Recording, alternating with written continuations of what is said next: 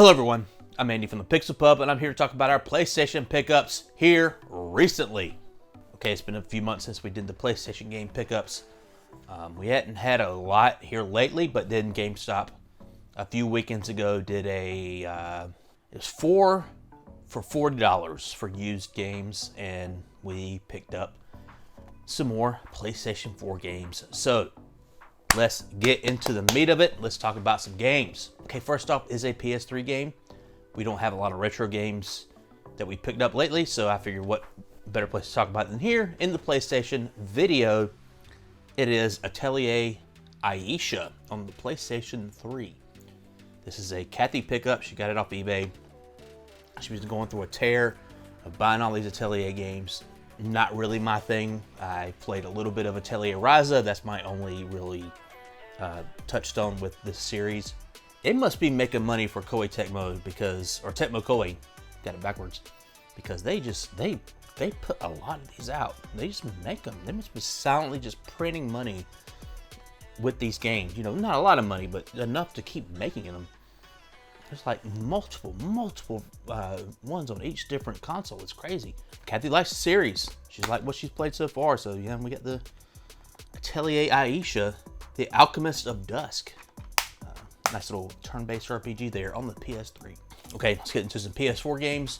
And if you watched our latest game hunt video, you know I picked this up. It is Persona 3 Portable from Limited Run Games. This is I think the San Diego Comic-Con exclusive or something. I don't know. It was in their con exclusive section, and I've been eyeballing this and Persona 4 Golden for the longest time. I wanted to have physical versions of those. I never got Persona 4 Golden because we do have Persona 4 on the PS2, and we do have Persona 4 Golden on the Vita. That's the original release, but we don't have the physical version of Persona 3 Portable. We have Persona 3 on the PS2, and we have Persona 3 Portable digitally on the Vita, and we have Persona 3 Reload on the PS5. Those are all different things. This is its own thing, and I wanted to have it. I wanted to have it physically.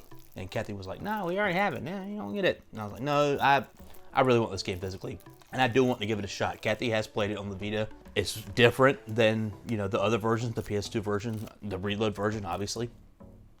It's like in the dungeons, you're still running around, you know, third person, polygonal graphics, and the fights and all that stuff all, you know, look similar to the PS2 version, probably a little less so graphically, but in the social interaction stuff, it's kind of like a point and click. Like you got a little cursor and you're moving around, and like at first I was like, man, that sucks. But after playing multiple Persona games now, that sounds great. I could just like go over here. I don't have to like actually walk and go to talk to this person. I can just move a little cursor.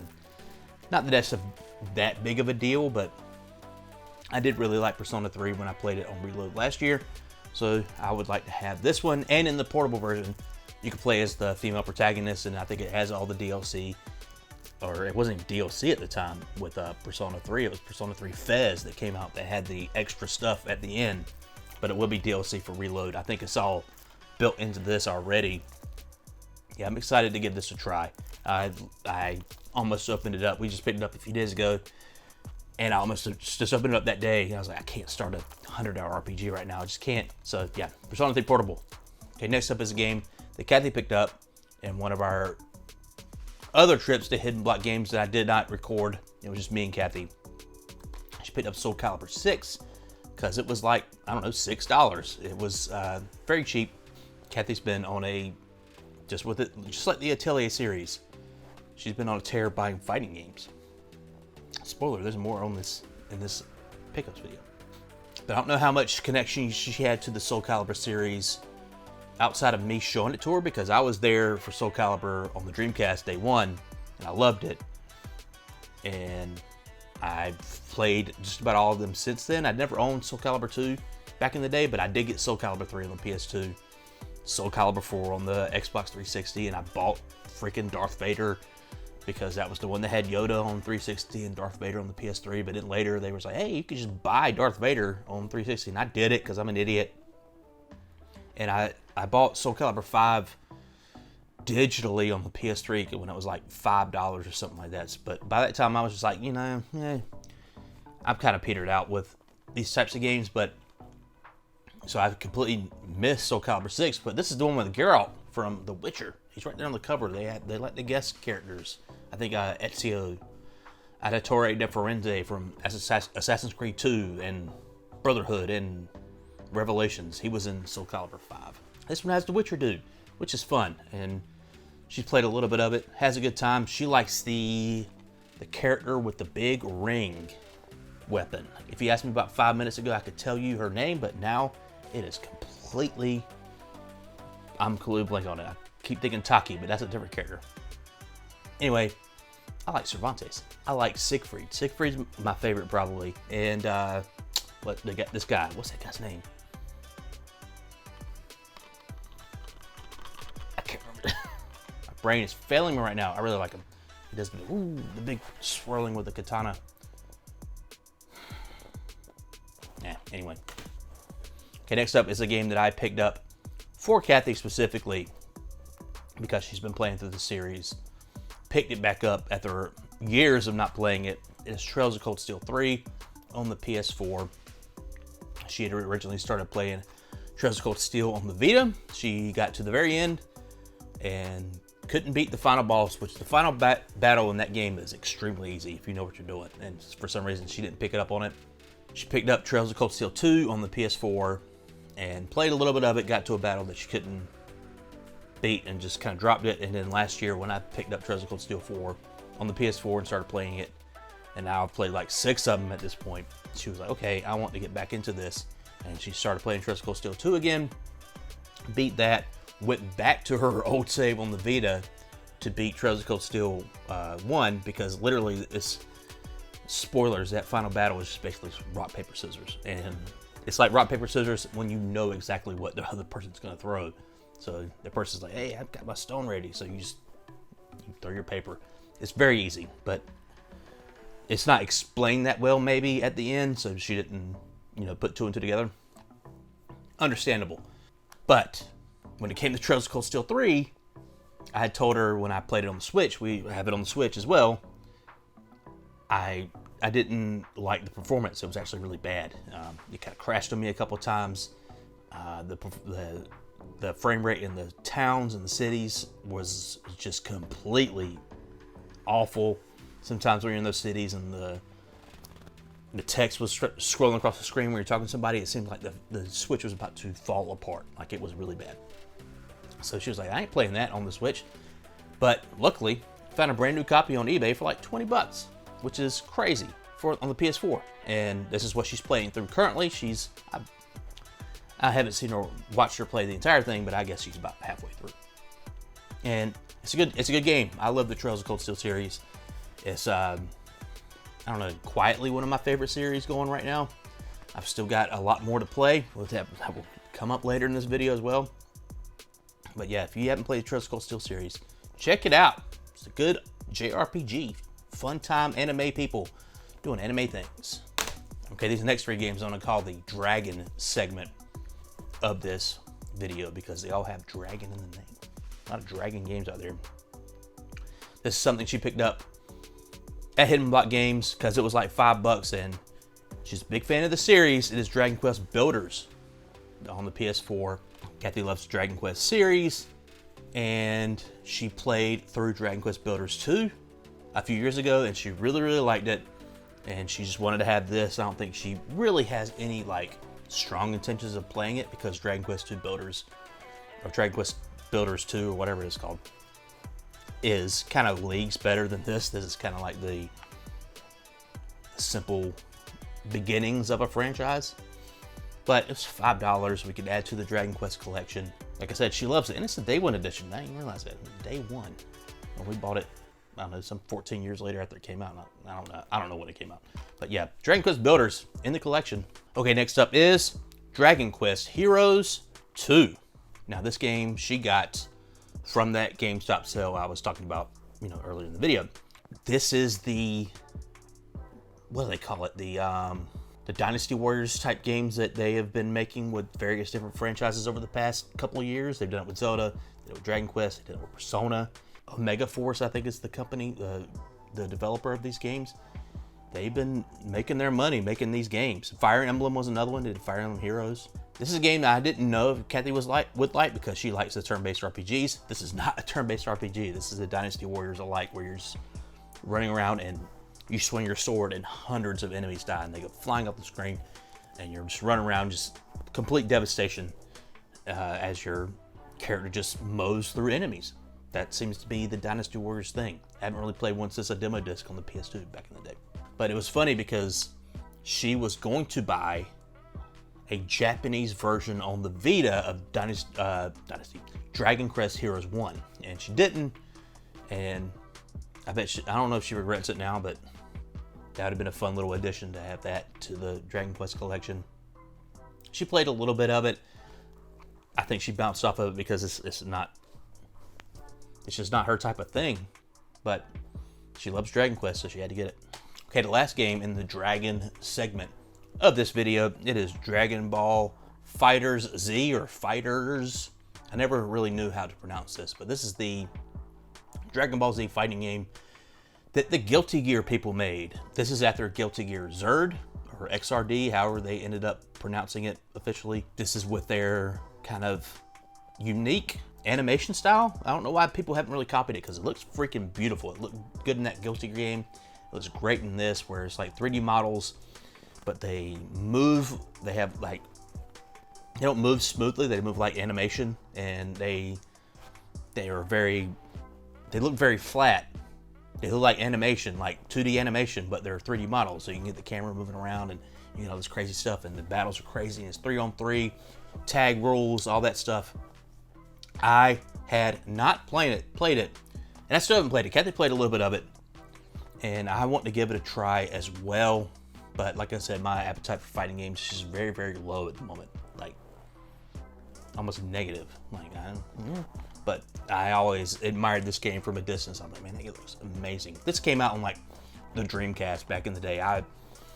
Me and my friends would have sat down for hours and just tore it to shreds, because it seems like a damn good time, like a Marvel vs. Capcom 2, which I absolutely love.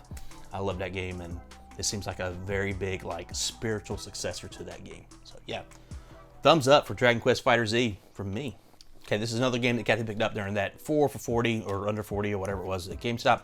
Is Slime Rancher Deluxe Edition. Slime Rancher was something I played in like early access, sort of, on the Xbox Game Pass. I remember it wasn't fully out at the time, but I was still able to play it, and I didn't really understand what was going on. I still don't understand what's going on. You got like a gun, you can suck up slimes, you can spit them back out, they like procreate. It's weird, but I think it's something that Kathy wanted to play for a while. Just never got the opportunity. But when it's like, you know, you're staring at it and it could be $10, why not? Why not add it to the collection? She has played, I think she, out of the 4 games that we picked up from that GameStop 40 thing, this is the one she's played the most.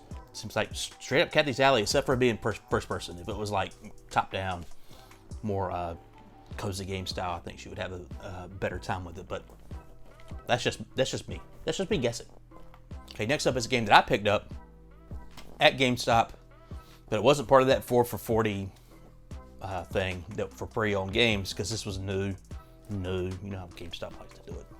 Fucking assholes. Anyway, this is a game I saw and it caught my eye, and I looked it up actually at the store, and it was only $20, and everywhere else was selling it for what, like, more expensively. Like, that's not a word expensively.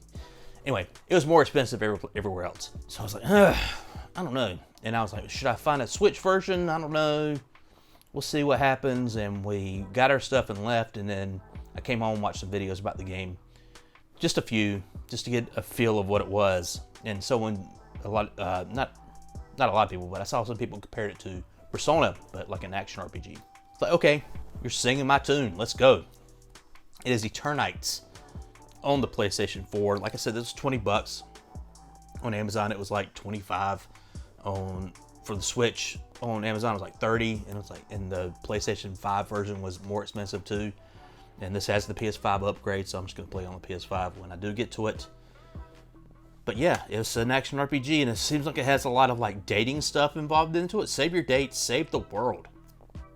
Okay, I'm in it for the beating people up and the cool visuals and stuff like that. And fun characters. I hope it has fun characters. I haven't played it yet. I'm knee deep into a game I'll get to 2 games from now. And I think I'm about to beat it. And this will probably be next. Hopefully. Everything's up in the air right now. There was a game that was I just found out about yesterday, and now I'm playing it on Game Pass, and it's like, too many games.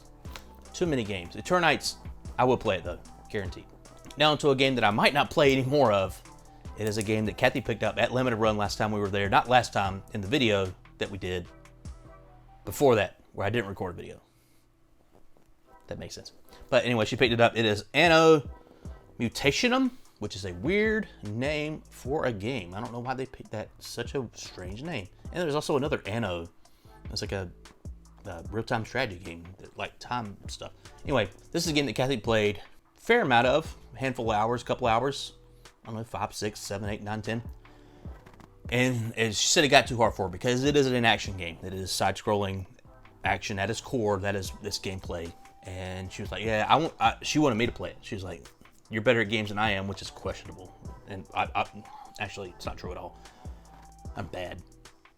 But she wanted me to play it and see what I thought of it. And I played a couple, like maybe 2-ish hours of it.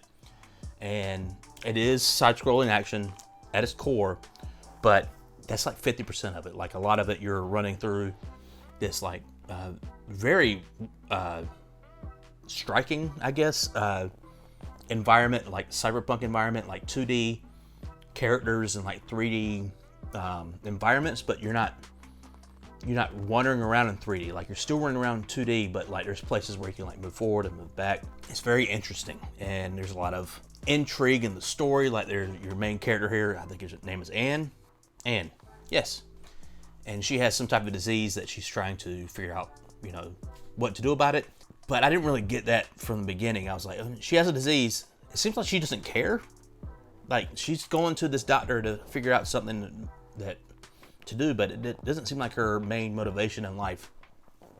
And she's got this family that she helps out with that owns a bar, and you can do bartending stuff. And it's like, there's a lot of like dress up stuff because she's a very pretty lady, and that stuff's kind of, you know, it's there. It's if you're into that type of thing. To be honest, I was just like, I don't really understand what's going on. Like I know, okay, I had to go through my brother. My brother did something stupid to help me, so I had to go after him. But what's this lady over here who talks to me through this virtual thing, and like all these little side bits that I don't know. It wasn't all connecting for me at the time. I haven't completely given up on it, but I gave it a shot, and it didn't really work for me. So that's a shame. I don't like it when stuff doesn't work for me, but it seems like a very well-made game. If any of that sounds good to you, check it out because it is well-made. I don't see any problems with it outside of just me not, you know, getting it. Okay, next up we got some PS5 games, only 3 for this time, and this is the game that I'm playing the most of. I'm about 45 hours in or so. It's Assassin's Creed Shadows. I do love the Assassin's Creed series. I'm not a evangelist for it. I'm not going to preach on a street corner and say, play Assassin's Creed, or try to sell it to anybody else. I should know I like it, especially these newer ones that are big open worlds that are, you know, that you just run around and kill people. That's speaking more to my language with the map barf and all that other stuff. I know people don't like that stuff. It is comfort food as a game for me.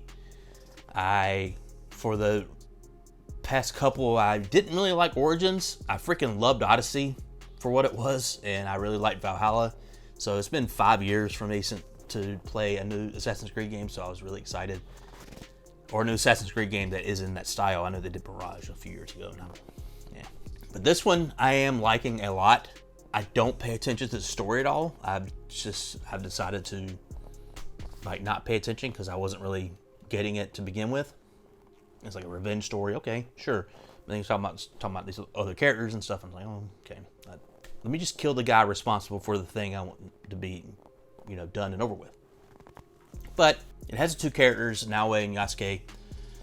I really like Naoe. She's very, earnest in her revenge story and stuff like that. And she can be kind of goofy depending on the decisions you make, because you do have, like, you know, options you can pick for story dialogue. And Yasuke is a lot of fun to play with.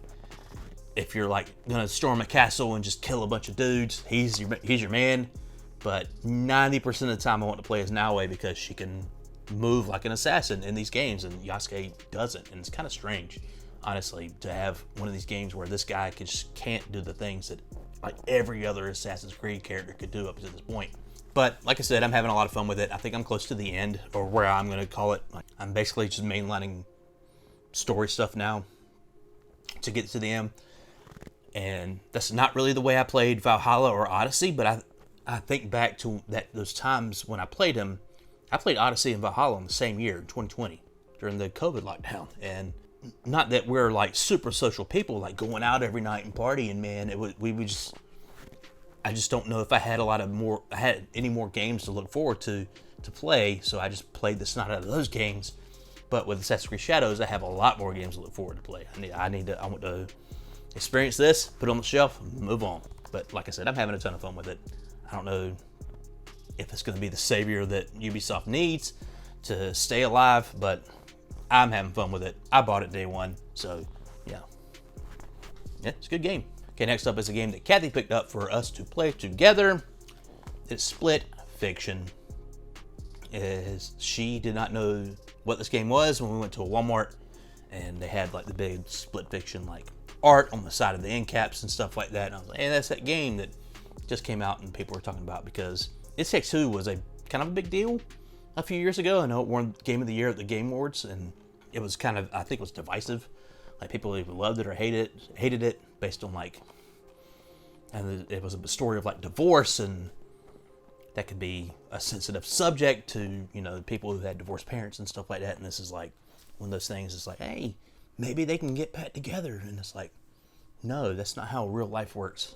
This is a very different, where you got the two different writers, and you're basically in like a VR thing in their mind, and all their ideas are coming to life around them. You got the science fiction writer and the fantasy writer. We played, I don't know, about 3 or 4 hours of it, and I usually play as the fantasy writer. She plays as a sci-fi writer.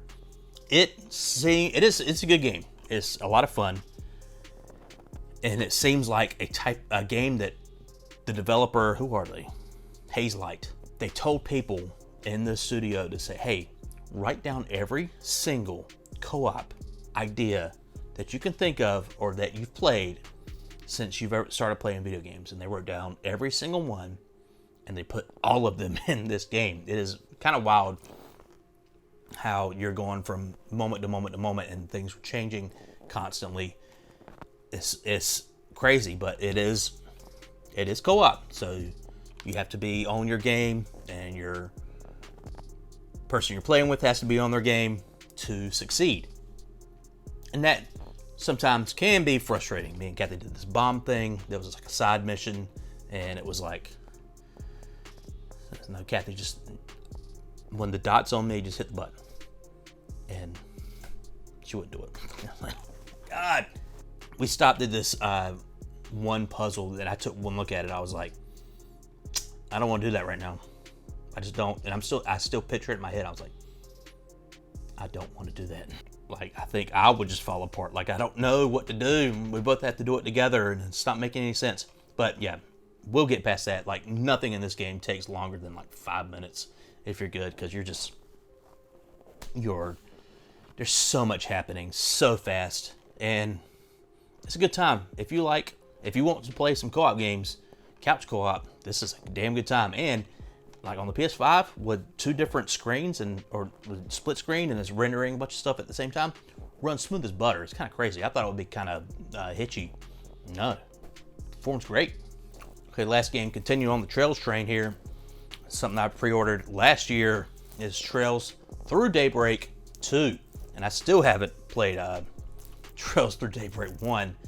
I am about 5 or 6 hours into Trails into Reverie, and I know that's a long one, but as soon as I beat that one, I'm going straight into this series. And wouldn't you know it, there's another one coming out.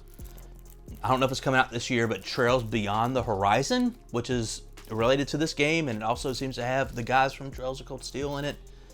And I did the pre-order for Trails in the Sky, the remake. I did that on the PS5. Got that. It's coming. It's supposed to be in September. I don't know if I'll ever escape the Trail series, but I'm happy for it because it's a damn good time. But I can't really speak to this game's quality, obviously, because I haven't played it yet. It's still in the shrink wrap. And I haven't played Trails of Daybreak 1 either. But I'm definitely going to get to them. Like, it'd be like the 8th or 9th Trails game I played in a calendar year, basically, when I get to this. If I get to this by that point. Actually, I think I've already passed a calendar year since I played Trails of Cold Steel 1. I think that was in April. So I played 6 in a calendar year. 6 in 365 days. Which is not bad, considering I played a lot more games in between those. But yeah, I love the Trail series. I complain that they make too much of them because I can't keep up, but don't listen to me. Make more. Falcon, make more. I'll buy more because I'm crazy and I really like these games. So yes, Trails for Daybreak 2 coming soon to my PS5 whenever I can get to it. And that's it. That's all the PlayStation games we picked up for the past couple of months. If you see any games here and you could think of games that would sound good to us based on the stuff we picked up here, and you have suggestions, leave them in the comments. I have bought games in the past that people have suggested to me in the comments because I'm always out there looking for new stuff, looking for fun stuff. PlayStation, Switch, you let me know. I'll get them. I've been Andy from the Pixel Pub. Please like, subscribe, all of that fun stuff. Peace out.